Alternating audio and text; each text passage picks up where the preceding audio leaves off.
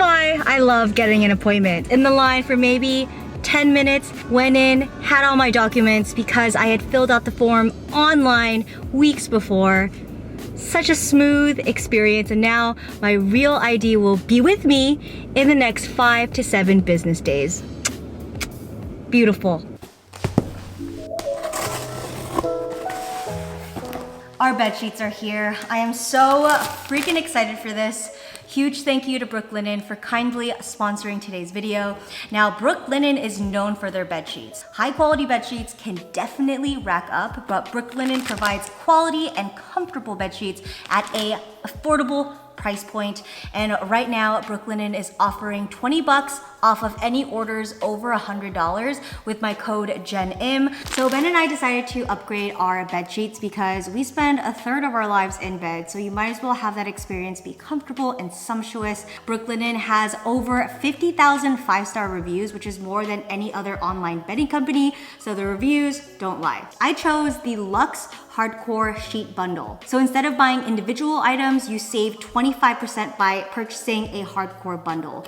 This includes a core sheet set, extra pillowcases, and a duvet cover. I chose the all white sheets, but they've got a ton of different colors and patterns that you can mix and match with on their website. The classic and the luxe hardcore bundles cost between $200 to $250 depending on the size of your bed. This is a huge difference from luxury sheets, which can go for like $500 to $1,000. It's a huge difference.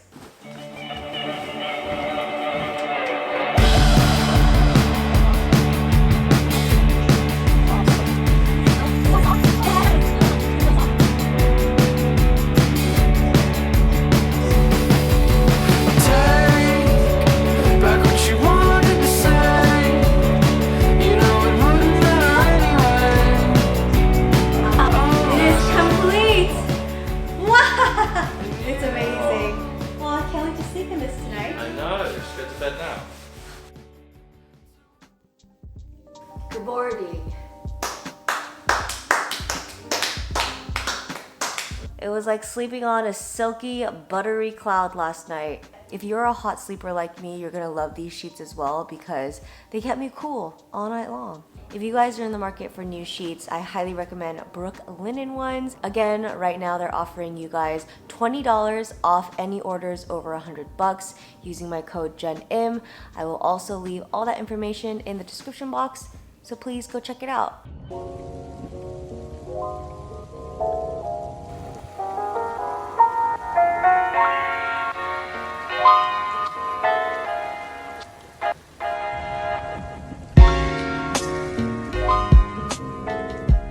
So I just had a lovely walk around the park. This lake is absolutely gorgeous. I feel like this is the best time for me to listen to a podcast, get my body moving, enjoy the nature, feel the breeze. You guys get the gist. But this morning I was listening to Brene Brown on the Tim Ferriss show. I love his podcast. I am obsessed with his type A-ness. He really takes the time out to research all of his guests and he compiles the best questions. So I really like his interview format. I also really love his approach to self-development. I find that it's pretty balanced. He's gone that route of just making productivity everything, making that the priority of his life. But once he hit a wall, he realized like, oh, hey, I need to do some inner work as well. So that's why him having Brene Brown as a guest is a huge deal because she's all about unlocking our vulnerabilities and just shedding that armor that we put on. And that armor is the walls that we put up to protect ourselves from getting hurt, burying our shame.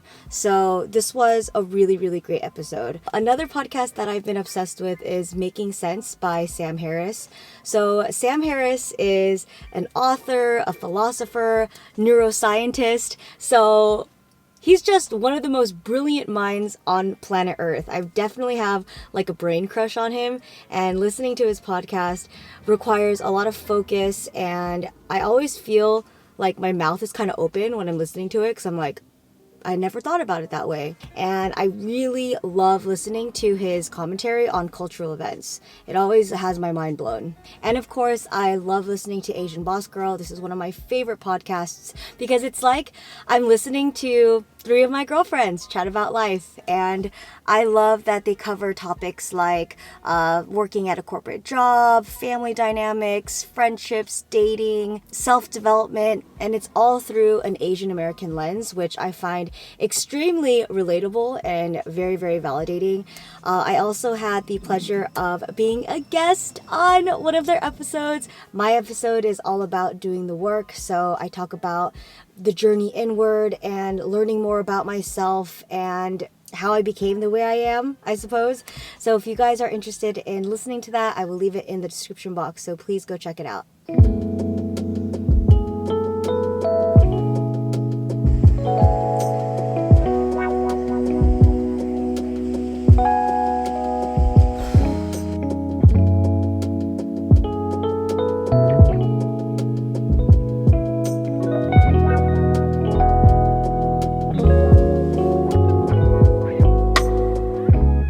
So I've been noticing a big pattern in my life. I realized that I'm a lot happier when I'm away from my phone. Like, my happiness is directly correlated to how often I'm on social media specifically. As I'm becoming more and more aware of how things are affecting my mental health, I can put a flag on things that aren't serving me. I would say out of all the apps, I feel like Instagram is the biggest energy sucker for me. A few years back, I felt like I had to stay on Instagram and social media in order to stay updated about current events, see what my friends were up to, see what acquaintances were up to, research trends, I don't know, like see what was good for the algorithm. It was all very strategic. Now in hindsight, I feel like that was just completely wasted energy because every time I go on there for too long, no good comes out of it. I don't feel inspired. I don't feel motivated. If anything, if I spend longer than 15 minutes on Instagram, I feel like I'm not doing enough. I compare myself. I even feel FOMO. Just recognizing the way that it's making me feel is pushing me to be more mindful with my social media use.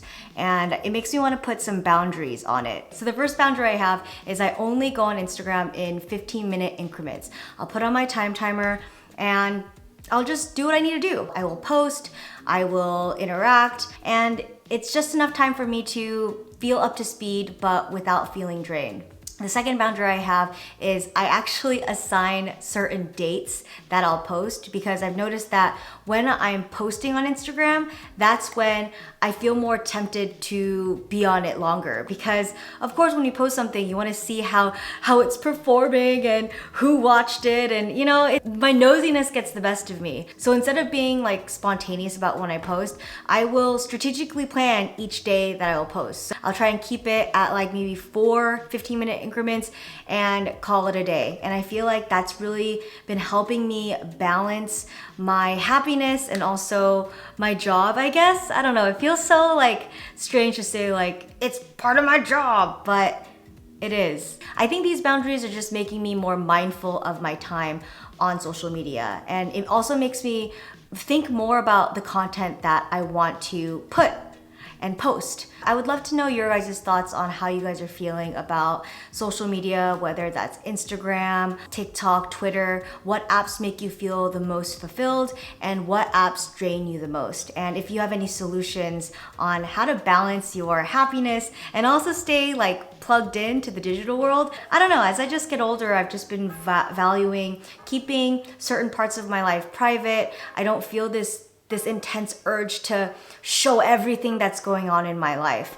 And in that sense, I found it really liberating because when I do decide to open up and share with you guys, it's from a place of me wanting to do it rather than like, oh, like I should and I have to. Perspective is everything.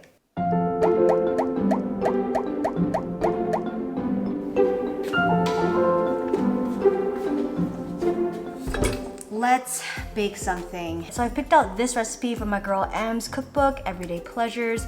I'm gonna be making her classic apple pie, which kind of looks like a tiny apple strudel. It looks really, really good. I only have the ingredients for this one recipe, so kind of worked out. All right, so let's get started.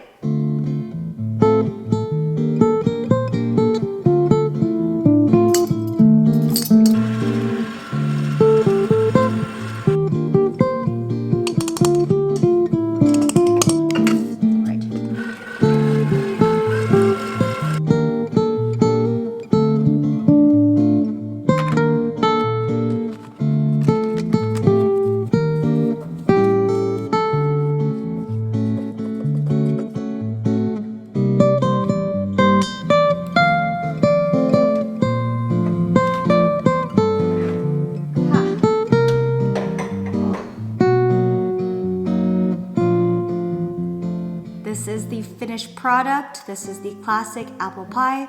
It kind of just looks like a little mini apple strudel. I drizzled some honey on the top because I wanted a little bit of sweetness. Let's take a bite. Oh, it's delicious. Since I didn't have any apples to slice in here, it doesn't really taste like an apple pie. If anything, it tastes like a cinnamon cake pastry. It's gonna be really hard for me just to eat one of these. I'm eating another one. Look how small these are.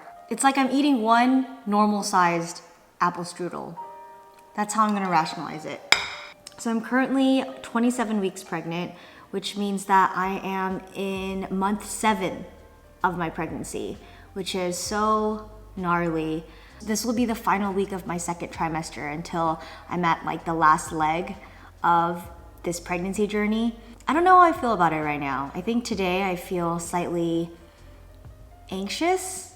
I guess that's the right word. I feel as prepared as I can be, but I'm starting to understand that nothing can fully prepare you for parenthood. And you can watch as many YouTube videos as you want, read a ton of books, but until it happens to you, you won't know what your experience is gonna be like. So I'm just trying to accept that there's just gonna be a lot of the unknown happening. I know this feeling of anxiety will pass, but I think just this morning I felt quite overwhelmed. But regardless, I feel like I just want to focus on making time feel as slow as possible. I just really want to savor this chapter of my life. It kind of makes me emotional thinking about it. It's just all bittersweet, you know? I am excited to become a parent, but I'm also afraid of not being this version of myself anymore, if that makes sense.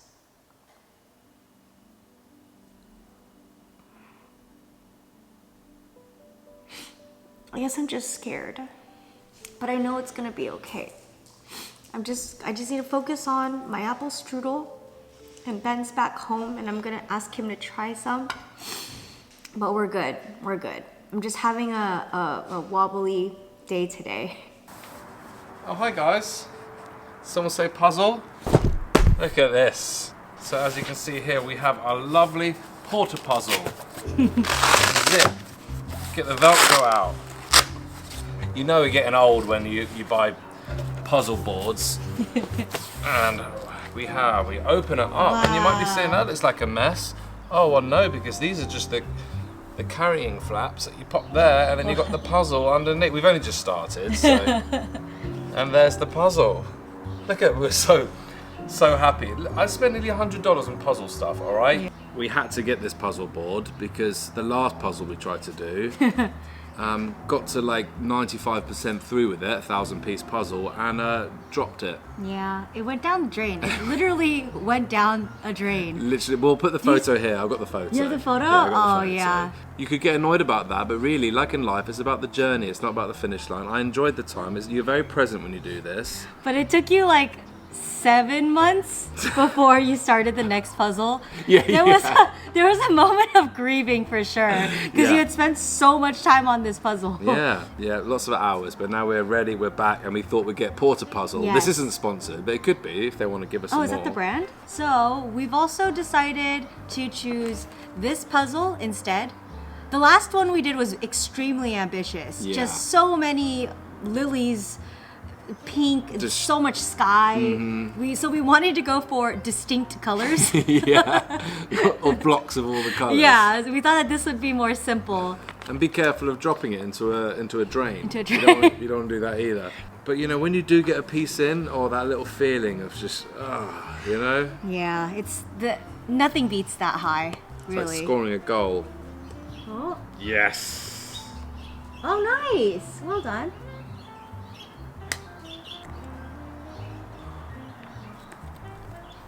Yes. You got another one? You guys see that live action shot there? Instant replay.